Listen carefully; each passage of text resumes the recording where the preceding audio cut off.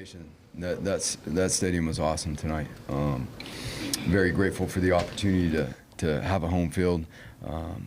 Not only a stadium that has the energy like that, but just the passionate fans that bring that energy. So we obviously fell short here on the last play of the game tonight, but extremely proud of the jump and the growth the team made, in a lot of areas. We knew what the stretch was coming in the beginning of this season. We're the first two opponents, and I'll take this team every day of the week. I know we're going to answer some questions. Everyone's going to want to know about this or that. I'll take this team every day of the week. That's how I'm going to start off by handling this press conference, because of the growth, the way the older guys lead, the way the younger guys are growing very fast, and we're going to have a tremendous team. I know there's nothing that's going to, in the locker room right now, there's nothing that we're going to say that makes any one of those guys, anybody in there, feel better. When you go down on the wire like that and you lose on the last play of the game, it's going to sting. When the team cares about each other as much as they do, it's going to sting. But that's what we're going to draw back from and be able to use as we work forward. We learned a lot this week. We learned a lot in practice. We learned a lot about what it looks like to prepare, and we will continue to grow as we move forward.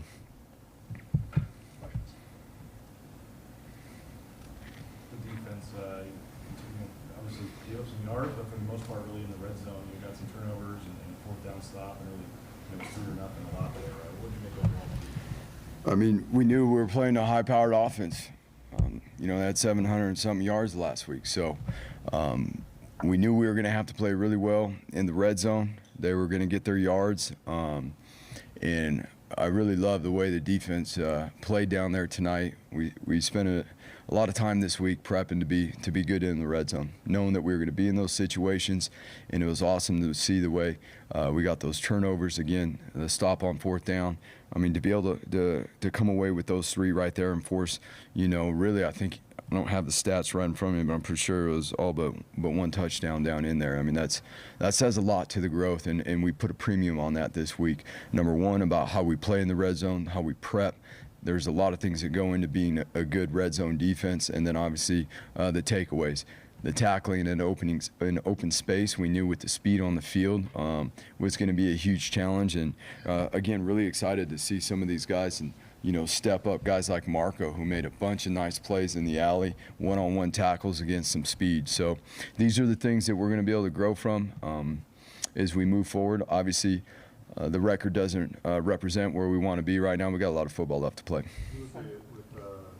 know that you believe in Taylor. Obviously, you stated that last week. Maddox comes in, leads a clutch final drive there. But what kind of goes into that decision, Andy? As much as you can say to ride with Maddox there at the end. Yeah, I mean, shoot, TG started cramping up and stuff, and so being able to, Mad Dog's done a nice job in camp and all through practice and all that. I mean, he has the confidence of the team. So when he had to jump in there and roll, we were able to stick with him, and we had a few drives there that obviously we weren't able to get much going, but we did on that last one, and that was a really good job by him, taking what the defense gave him. Big time play to Steph, and what an extraordinary effort by Steph to run out of that tackle there and get us in position to get ahead at that point. What were you seeing on that final drive? There were times where, yeah, he did look like a freshman, but then he comes back and gets that fourth down run. Just what kind of, what were you seeing out of him? Well, I think one of the biggest things is, what you're going to get from Maddox is a very consistent decision-making process. He is going to work the progression. He's going to make the decisions as, is installed, taught, how he's trained, how he's prepared from the meeting room to the field. And, in those situations on game-ending drives like that, that's exactly what you got to do. And he just relied on his prep. And each and every week he gets the opportunity to run the 2-minute. And he does a really good job with it. And thankfully today, he gave us him and the offense, obviously put us in position to win the game. Right after that touchdown, the place is rocking and the lights are flashing and music's blaring. I mean, you guys got the lead finally. I mean, just what were your thoughts at that point, and then what was UCF able to do on that final drive where you guys were just unable to get a big stop there to keep them out of field goal range? Yeah, I mean, obviously we didn't get off the field as number 1. we didn't do a great job on the plaster drill. The quarterback scrambled on one of those plays there that we had him in a longer down distance situation, and he hit one of the wide receivers on the sideline. So we understood and knew what they were going to do in the 2-minute, and in terms of how they were going to start the drive with certain run plays and things like that. Given the scenario, the amount of time, there was a fair amount of time on the clock left. So at that point, you're playing more than just a 2-minute offense at that point, and being that there's enough time to run the ball and do stuff like that. I thought we were on the same page, as a defense, as a coaching staff, and obviously. Just the ability to execute and make some plays there down the stretch, we weren't able to get it done. We heard you and a lot of the guys talk last week that there was control or issues with eye control. How did you see that today, and was that an improvement? It was a huge improvement. I mean, the first interception down there in the low red zone, Rodney came out of his break and made a play on the wide receiver, and obviously we were able to tip the ball up, and it was intercepted. And so that was one of the few examples. The way we tackle is a big part of eye control. I felt like as a secondary, there were times we let routes get behind us. I don't think it was necessarily eye control issue on the majority of them as much as it was of playing with the proper leverage and having an understanding of what formations they were in, and knowing that there were only certain routes that they were going to run.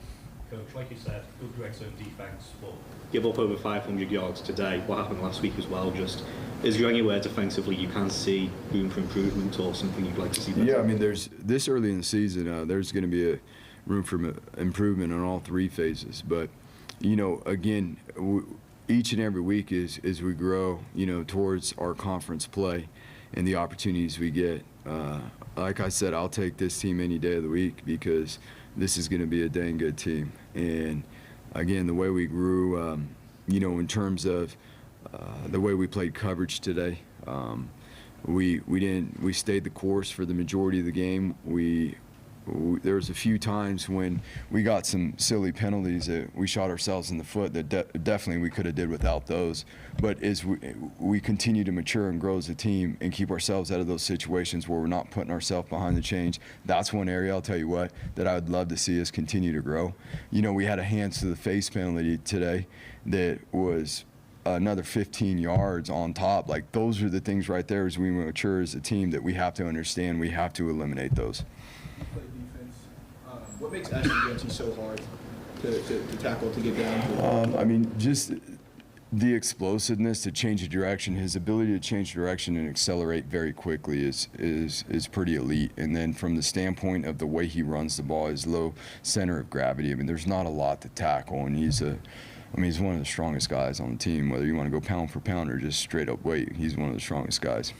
I mentioned in the opening statement, you kind of knew what you guys were getting into to start the season here with these 2 games, obviously. And but this team hasn't been 0-2 around here in a long time. I mean, what's your message to the fans, I guess, and just people that aren't used to seeing? Yeah, that's what we already talked about. I mean, 0-2 isn't like, that's definitely not the place we want to be. So I think one of the biggest things that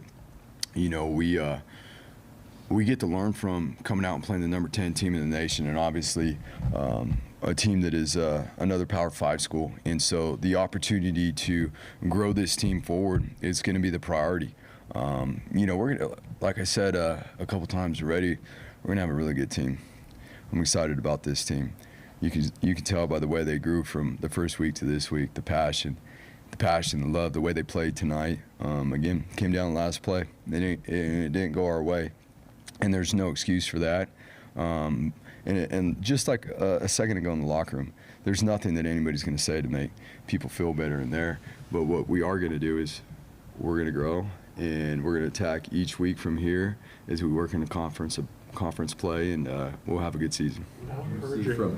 What did you see from Jonah this week, this fall camp, to trust him to hit that 56-yarder? Yeah, I've seen him kick field goals from that exact spot on the field over and over.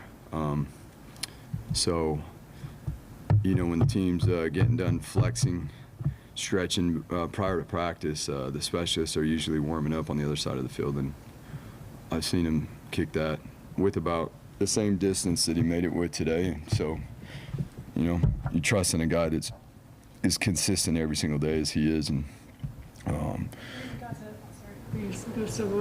No, I was just gonna say, so when you make the call, you've seen him handle it. Breezy got his first carries today. You know, what potential do you see for him moving forward? Yeah, there were some flashes there, from him. It's just another one of our, a guy that we've recruited here recently that's young talent that's developing, that's going to have a bright future. And we're early on in the season, so it's good for him to get some of these reps early on so that he can continue to gain the experience as we move forward and proving to be against a Power 5 team, an explosive runner, and to be able to do some things. But, naturally it takes the reps within practice and banking those and getting the experience of handling it. But getting in that game today and doing what he did was huge. How encouraging were those red zone stops? I mean, that's, again, we put a lot into the red zone this week in terms of our preparation and the game plan and what we were going to see and what we were going to need to take away. And, again, down there's the width of the field is what gets used by the offense. So everything happens faster, from pick routes to pocket movement and things like that. And, again, part of that is understanding how to leverage formations, how we're going to play certain things, but also, the biggest part is playing with eye control because everything happens so fast down there. So the improvements that came from that, we're really excited. And, again, we're going to need to build off of that and to be honest with you, keep ourselves out of the red zone so much. So that will be one of the things that we work on next year, is making sure that we continue to work on eliminating some of the explosive plays in the open field. How much you liked from Maddox and consistent decision maker. I mean, will you? No, he did a good job tonight. I thought he really did a good job tonight, and I thought both of them did a good job. TG just started cramping up. It was hot out there today, and luckily Mad Dog was able to come in and do a really good job. UCF had some big yardage total, in part because James Ferguson Reynolds was punting again. How impressive was he? Yeah, I mean what James what James has been able to get done, and they came after it. They came after it early on, and so not only with James but with the Ali protection, and that's what we call our punt team. The way they protected early on, and then getting in the coverage because they got some explosive returners back there. That's another huge part of it. James did a nice job with his placement, a nice job changing up the actual kicks so they weren't going to be able to be fielded. Like there's things that go into this that maybe a lot of people don't realize, but we're excited about what he's doing, and we got to continue to use that as an advantage for us because, I mean, shoot, the average for him was 50 yards again this week. That's pretty elite. I mean, Steph had that play that he made at the end of the game that was great. And Ashton's been obviously good for you guys, really explosive. But how bad in a game situation do you need another playmaker to kind of rise in your offense? Yeah, I mean that's each and every week. There's a plan to use the personnel, the game flow. It's not always going to be balanced every single week. You want to find some consistency within that. Spreading that ball around a little bit. Getting EMAC some more touches, getting Billy some more touches and stuff like that. And how we do that, we've got to do a really good job with that as we move forward, because those guys are very capable. They've shown to be explosive, and they're going to be throughout the course of the year. Hey, Coach. Can you just kind of talk about, that field goal at the end, really close. And can you kind of talk about one way to the other side? It's a different outcome, different game. One way to the other, kind of different game. Can you just kind of talk about the highs and lows of college football and just the highs and lows? Yeah, I mean, it comes down to 3 seconds, last play of the game. That ball goes wide right. Obviously, it's a different conversation right now. We're talking about, what is the outlook for the team? The outlook for the team is exactly the same. The outlook for the team, given that ball went through tonight, it's no different. Like, we're going to have a really good team. This team is they love each other, they're going to work hard together, and we're going to have a really good season, and it's exciting to see. We got a lot of young players that did some really good things today against a Power 5 team, okay? That ball goes through today, we take it, we own it, we move forward, and we grow, and we're going to have an unbelievable season. Anything else? Thank you, guys.